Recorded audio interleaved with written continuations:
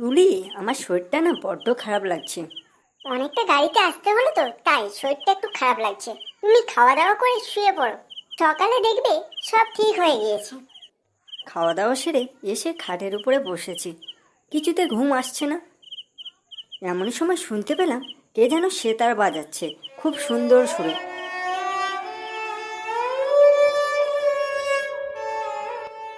তুলি আবার কবে সেতার বাজানো শিখলো, আমাকে বললো না তো।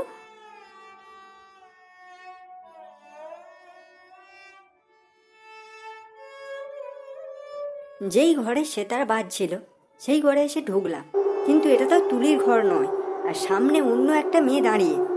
কিন্তু আমরা ছাড়া তো এখানে কেউ নেই, তাহলে ইনি কে? এসেছেন বাবু, আসুন আসুন। তোমাদের কাজ তো আমাদের শরীর নিয়ে খেলা, তাই না? তবে আজ আর হবে না। এবার দেখলাম আস্তে আস্তে সেই মেয়েটির রূপ পরিবর্তন হয়ে এক রাক্ষসী যুগ হলো। সে দু হাত দিয়ে আমার গলাটা চেপে ধরলো।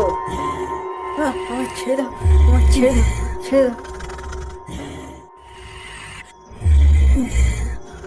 তোমার দুটি পায়ে পড়ি, ওকে ছেড়ে দাও, ওকে ছেড়ে দাও। আমি ওকে ভালোবাসি, ওকে ছেড়ে দাও।